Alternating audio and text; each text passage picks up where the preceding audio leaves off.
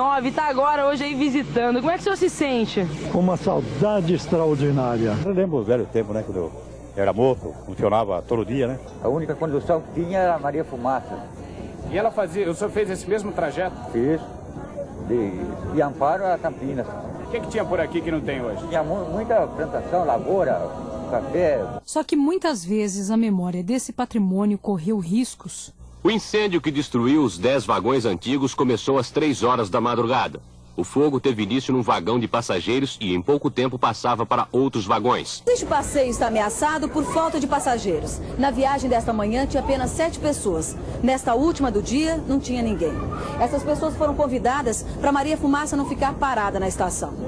O patrimônio e o passeio foram mantidos graças ao esforço de muita gente, inclusive voluntários. Eu faço manutenção de máquinas. E na vida particular? Eu trabalho em vendas. Você? Bilheteira e professora.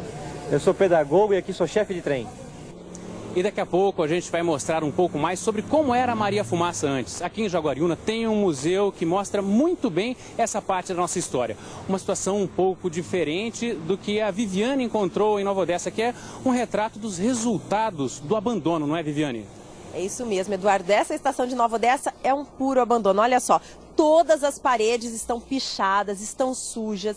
E isso é aqui do lado de fora, do lado de dentro dessas salas também. E como a estação está abandonada, é fácil. As pessoas entram aqui e até colocaram fogo. Dá pra gente ver na parede, aqui nos canos. A estação pegou fogo, as portas estão todas quebradas, sem vidro. E a situação é a mesma em todas as salas da estação. Essa aqui, por exemplo, funcionava a bilheteria da estação. Está do mesmo jeito, abandonada, tudo aberto. As pessoas podem entrar aqui à vontade. Essa outra sala, ela a sala de espera, onde os passageiros esperavam os trens que nem passam mais por aqui. Eles ficavam nessa sala que hoje, olha só o estado que está. Essa estação aqui é de 1907 e, lógico, não precisava estar nessa situação se tivesse o mínimo de investimento. Agora, essa estação deve ser recuperada pela prefeitura. Antes pertencia à rede ferroviária federal, mas em dezembro do ano passado foi transferida para a prefeitura. E, de acordo com o município, vai se transformar num centro cultural e deve ser entregue ainda nesse ano. Agora, já a ferrovia, hoje é da ALL, que é a América Latina Logística. Ela já pertenceu à rede ferroviária do governo federal, criada em 1957.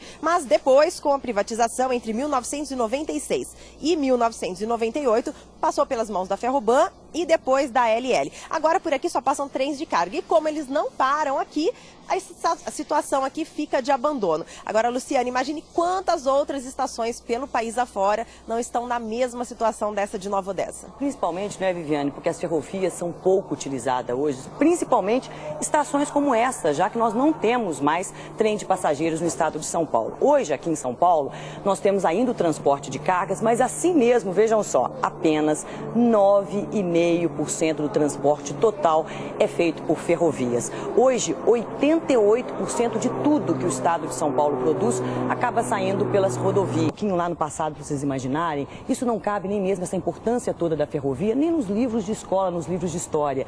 Imagina o que era para um produtor de café quando ele produzia tudo aquilo e tinha que mandar lá para o Porto de Santos no lombo de um burro. Isso demorava mais ou menos uns 4 meses para chegar. Não há progresso que resista a isso.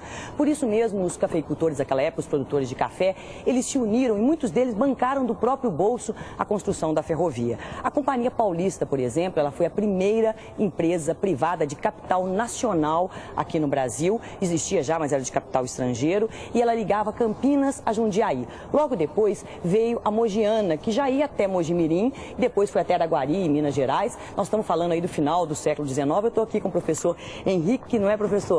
Boa tarde. Boa tarde. Então vamos lembrar um pouquinho. Naquela época que nós estamos falando, no início ainda da ferrovia, nós já tínhamos uma junção de transporte de carga e transporte de passageiro? Como é que era? Já havia. Quando a ferrovia chegou, ela não tinha uma distinção entre ser carga ou passageiros. Então você tinha os dois conjuntos unidos. Então vinha o trem de carga, era uma coisa, o trem de passageiros outra, e havia os dois, o trem de carga e passageiro junto.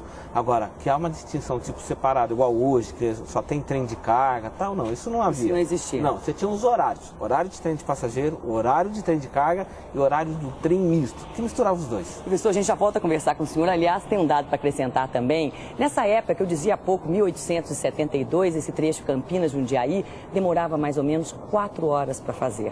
Hoje, como a gente tem uma relação com o tempo muito diferente, nem dá para imaginar 4 horas entre Campinas e Jundiaí. Agora, Eduardo, hoje a nossa relação com o tempo é muito diferente. Hoje nossa relação tem um peso aí de minutos, segundos, né? Luciane, até é injusto a gente fazer essa comparação, né? Mas se a gente pensar naquela época, imagine, como a gente falou há pouco, as pessoas faziam transporte de cargas, por exemplo, em lombo de burro. Imagine o desgaste que era uma viagem dessa. De repente, a pessoa poderia, com muito conforto, fazer a viagem em 4 horas, como a gente disse aí, entre Jundiaí e Campinas. Era muito melhor. As pessoas, inclusive, como o pessoal mostra ali atrás, eles representam sempre para os visitantes que vêm aqui, as pessoas se vestiam muito bem para chegar até uma estação de trem. E aqui nesse museu, onde a gente está em Jaguariúna, tem a história toda envolvendo a linha férrea aqui na cidade. Por exemplo, aqui, ó, a gente tem os aparelhos de telégrafo. Isso aqui, ó, através dos sinais, né, código Morse, o pessoal se comunicava com as outras estações de trem. Daqui falavam com Ribeirão Preto, falavam com São Paulo. Aqui também, ó, por exemplo, a gente tem uma balança, ela suporta 500 quilos, né? E era o motivo da estação de ferro nessas linhas, né? Que era você levar a carga, você levar o café que era plantado aqui, daqui ia embora. E a evolução dos trens também é muito interessante. Por exemplo, eu estava conversando com os maquinistas da Maria Fumaça, eles disseram que um trem carregado de lenha, ali naquela parte do vagão ali, toda carregada de lenha, ele anda apenas 50 quilômetros. Você imagina, então, o desastre ambiental que seria se todos andassem ainda movidos a lenha, apesar de toda a saudade que a gente tem. E depois é que surgiram, na década de 20, aí é que surgiram os primeiros trens elétricos, muito mais ecológicos, muito mais silenciosos. Aí depois vieram os trens a diesel também, que são usados até hoje. Agora, toda essa memória está aqui preservada. Eu vou conversar com a Graça, ela é secretária de Cultura aqui da cidade. Graça, existe uma vantagem realmente para a cidade de conseguir manter isso tudo aqui? Porque é um dinheiro que tem que ser investido, né? Sim, a história da cidade está ligada diretamente à linha férrea e à máquina a vapor, que foi chamada carinhosamente de Maria Fumaça pelos portugueses. E nós temos isso preservado com muito orgulho, com muita dedicação, para manter viva a história da nossa cidade. Agora, a maior parte dos visitantes são daqui de Jaguariúna ou vem de fora? A maioria dos turistas são da capital. Certo, muito obrigado. Agora eu gostaria de fazer uma pergunta para o historiador que está com a Luciane, é o Henrique Annunziata. Depois de tudo o que a gente vê aqui, dá para a gente ter uma noção muito forte de que a ferrovia era motivo de muito trabalho e de emprego também, não é? É verdade. O pessoal vivia praticamente da estrada de ferro. Campinas, como é um centro ferroviário, ele acabou sendo o maior centro ferroviário da América entre o final do 19 e início do século 20, 70% da cidade dependia da estrada de ferro para poder viver. E os demais também estavam ligados indiretamente, mas a ferrovia é direta. Henrique, muito obrigado pela sua presença com a Obrigado. gente aqui hoje. Tem ainda um outro dado interessante para acrescentar. Em 1920, em Campinas, só para vocês terem ideia da dimensão que era, a importância que era a ferrovia na nossa vida, 70% da mão de obra de Campinas tinha alguma relação com a ferrovia. Agora, vocês imaginam que nós estamos falando de um período em que tudo girava mesmo ao redor disso. E a importância não era só do trem que saía daqui levando, por exemplo, café, não. Mas o que ele trazia também de desenvolvimento. Toda a tecnologia que ele trouxe para construir o nosso desenvolvimento. E, Viviane, onde esse desenvolvimento todo foi parar, hein? Luciane, bom, de solução virou problema. Eu já mostrei aqui essa estação onde eu estou em Nova Odessa e lógico que o abandono traz uma série de problemas sociais e também riscos para a saúde. A prefeitura considera o local um lugar de foco permanente de dengue e sempre faz vistorias, até porque essa estação fica no meio da cidade. E nós já mostramos em alguns casos que gente morando próximo aos trilhos sempre traz sérios problemas.